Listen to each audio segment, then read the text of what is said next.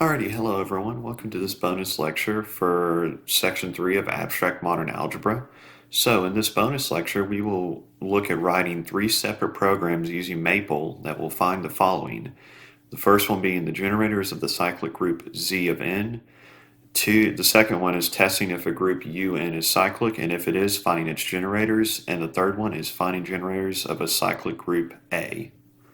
Alrighty, so here we are in Maple, and we will begin writing our program for this bonus lecture. So we will start with finding the generators of the cyclic group Zn. So let's include a title or a comment with the title for our program. This is a program for a cyclic group Z of n and finding all of its generators. So let's include the restart command. Then we will include the number theory package. Then we will define our variable n as 12. And we will comment that this is our value for n is the only variable that needs to change in this program. All right, there's our value for n. Now let's define our generators. And the generators for an addition program, we will use the select command to find a variable I and have it go and have it be defined as the greatest common divisors of ni for 1, or where the greatest common divisor is 1, and then we will put those in this array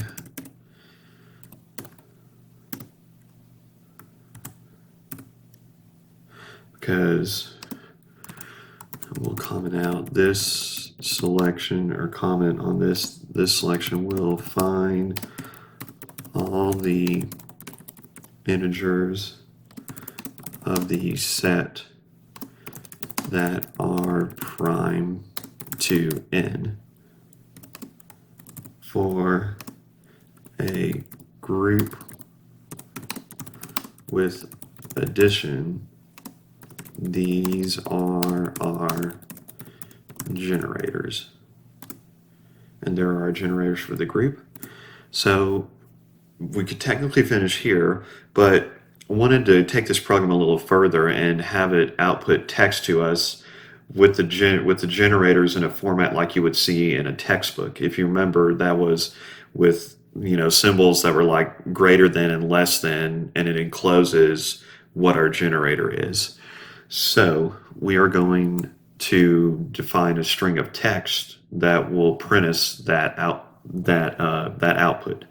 So we will define a string of text to give us an answer like we would see in textbooks. All right, and then let's define a variable string format and let that be equal. We'll use the cat command, then include a sequence, then include another cat. Then we'll start defining our string of text. We'll start with our opening symbol.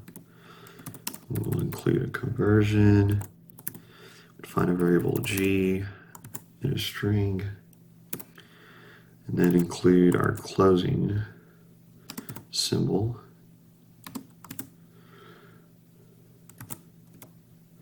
And then we'll let g equal our generators that we found. All right, and then we will define string format again and use the string tools and use the sub string, and then say that for string format that we do the substring of values 1 to -3. And I'll include a comment on what this means. So without this additional condition, the string will print an extra equals sign. So we redefine it as a substring of our first string for each print with the last equals sign removed. All right. Now, the last thing we need to do is we will include a print command or printf command. Then we'll include some more text string, and we will have z, and then we'll do %d to reference an integer to go there.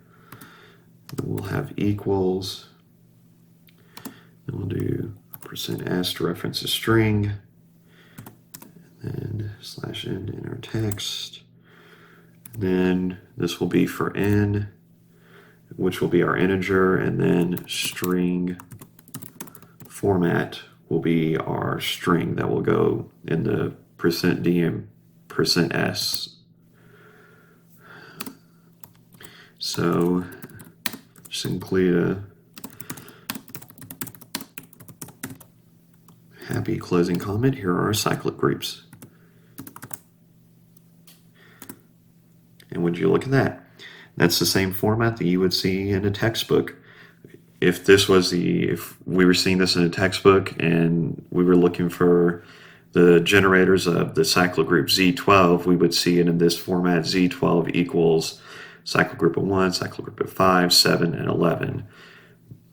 All right, so that is it for Zn. Now we will go and do the program for U of n. All right, now we will start our program for U of n. This one's going to be the longest out of these three programs because we're including a test for U of n as well. But let's begin writing it. We will include another caption: program for testing if a group U of n is cyclic and finding all of its generators if it is cyclic. So let's include our restart command, include the number theory package for the greatest common divisor. Then we'll define n. Let's define it as 14. Let's do 44 actually. So this is our value for n is the only variable that needs to change in this program. All right, there's a n is defined. Now let's define elements, because remember, we're going to do the same thing that we saw in the last program, but these aren't going to define our generators. We haven't got to that point yet. We'll do the greatest common divisors of I and n, or where the greatest common divisor is 1, and put it in this array.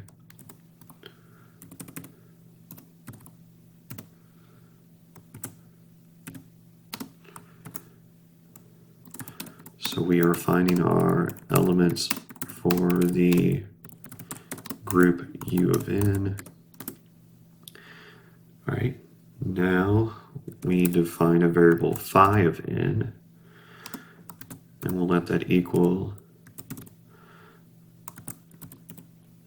nubs of elements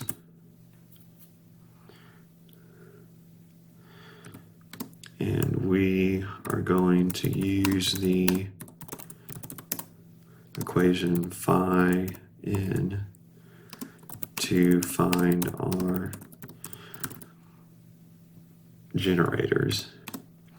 And NOPS, if you don't know what that command is, it is the command for finding the cardinality or order of a set. All right, now let's start working on our generators. So we will define an empty array for the generators. Define an empty array to find generators, because we need to first test and see if we have generators. Then if we do, we can put them inside that array. So we will use for and do loops to test the group elements to find generators. So for a in elements, we'll do shift and enter to go to the next line to make this a little clearer to read. Equals true. And here we are defining a default truth value for the elements. Then we'll go to the next line of text. So we have for I from 1 to n, phi of n minus 1. We will do if a raised to the I modulus n equals 1, then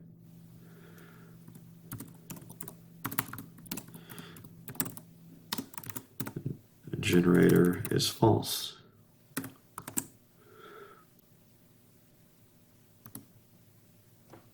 Let's go back up here and include a column for this. If an element does not generate all the elements in the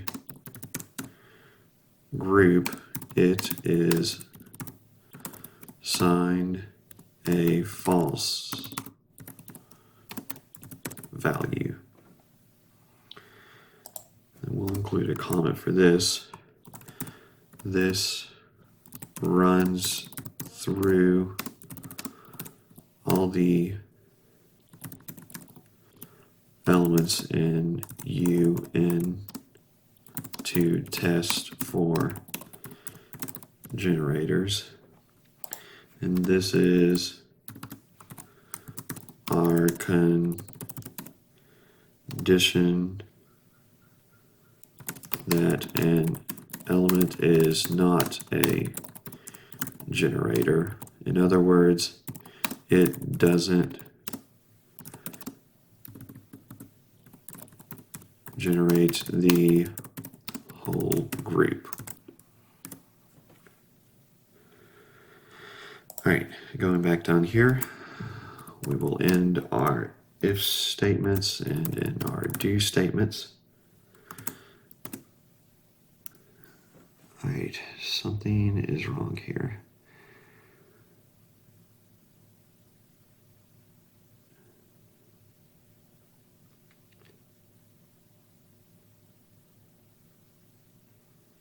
Generator is false. Oh, okay. Yeah, we're not done with the loop yet. So let's if generator, then generators equals OP generators, which will be filled in by A. We'll include a comment. This will update our generators group if we have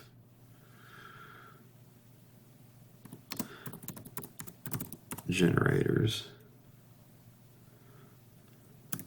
And the next line of code we use will test and let us know.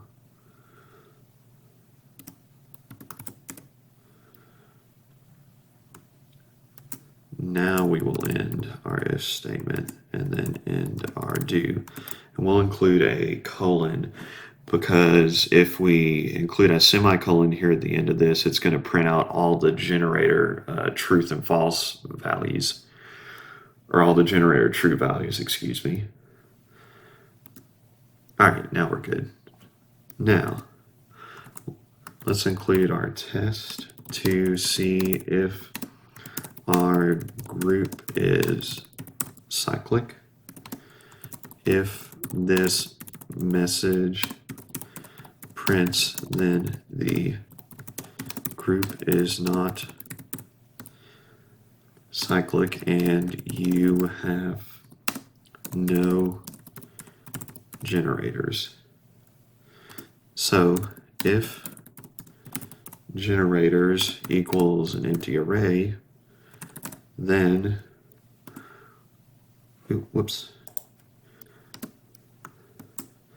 then we will print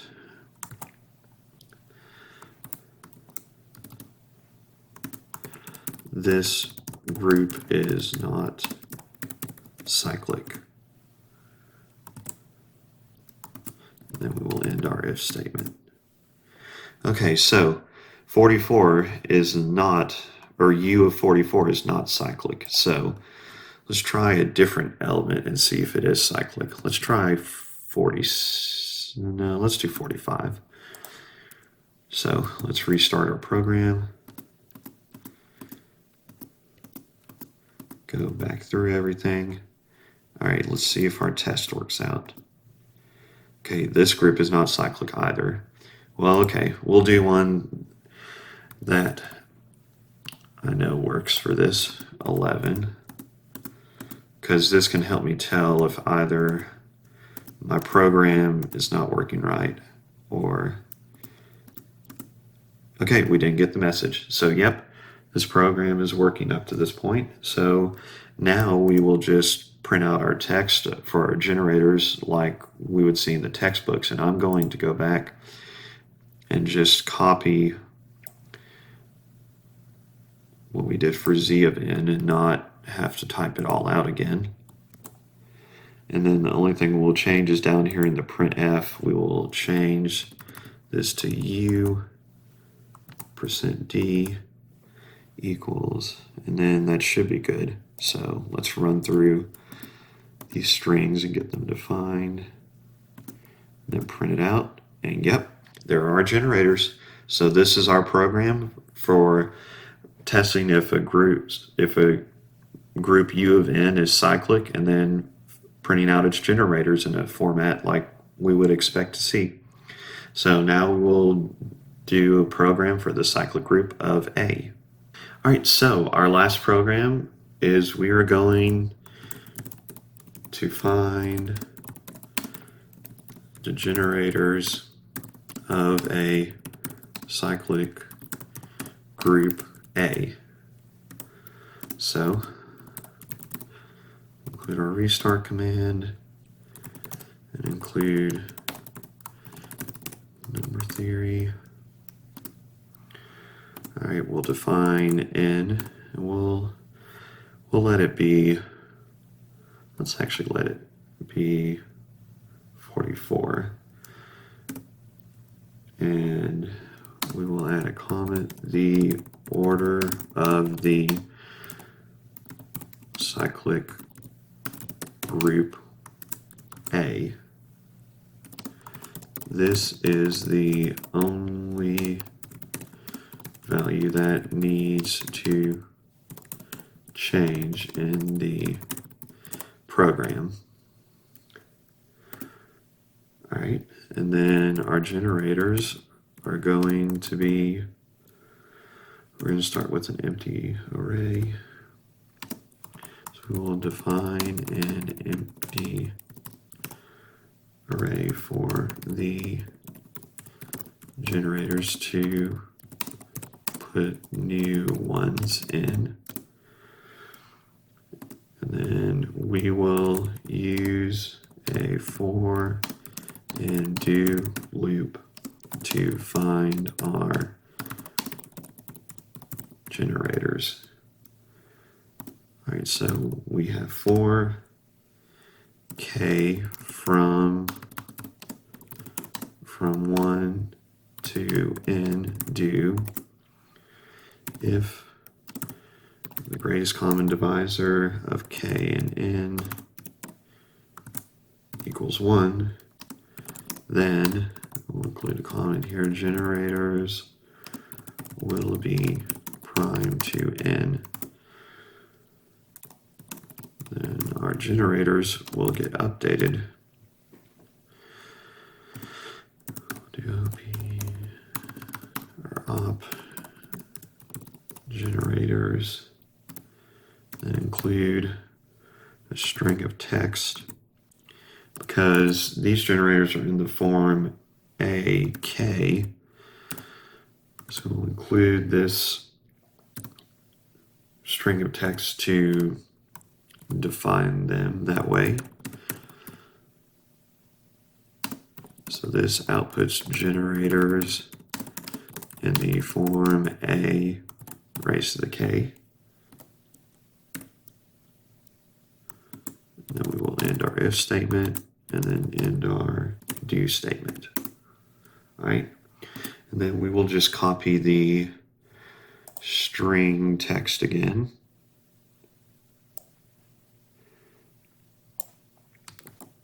Just to save typing. And then the only thing that will change is our print will be,